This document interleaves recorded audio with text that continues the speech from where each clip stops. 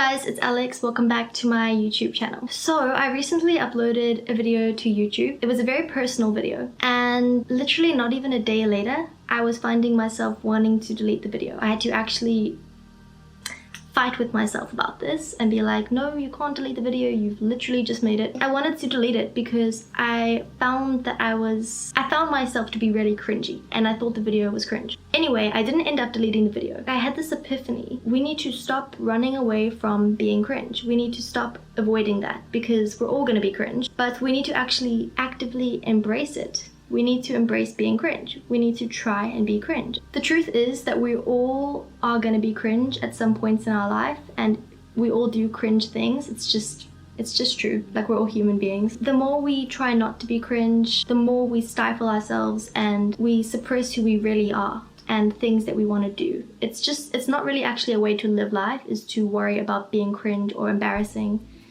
It's stupid. I had to ask myself, why am I so afraid of being cringe? Like, what does it mean to be cringe? So the definition of cringe is to inwardly feel awkward or embarrassed. So if you are cringy, you're causing someone else to feel that.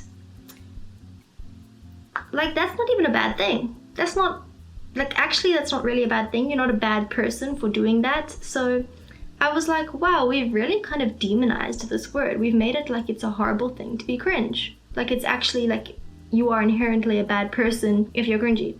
And obviously that's not true. Yes, I know we all want to be liked by people, but when you really think about it,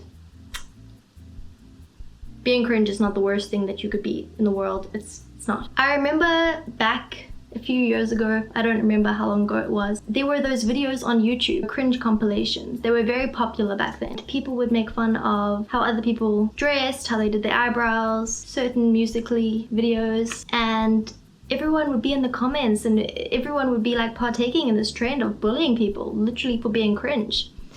That is crazy that we actively all did that as a society. That's very shocking and sad, to be honest. I started to think about how cringe it actually is to call someone else cringe. Us who would watch those videos were actually the cringy people, because we were actually watching other people, waiting for them to do something that was cringy, and then cringing at it. And I thought, like, what could be more cringy than actually looking for the cringe in someone else? It's like you don't realize that you can be cringe as well. It's like you think you're perfect or something. I don't know, it's very strange. Even if you are being cringe, if someone calls you out for it, you shouldn't actually really take that as an insult, or you shouldn't be offended by that. You should actually be like, wow, that person is being cringe, because they're actively calling me out for being cringe, which is a silly thing to do. We should call people out for being bad people, for being rude, not for being cringe.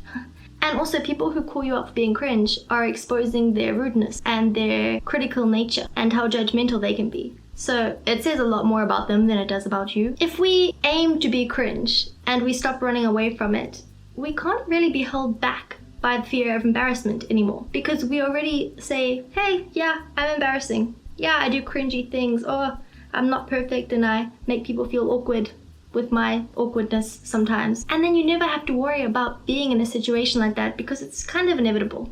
We're all gonna do cringy shit, to be honest. We're human beings. We take ourselves too seriously.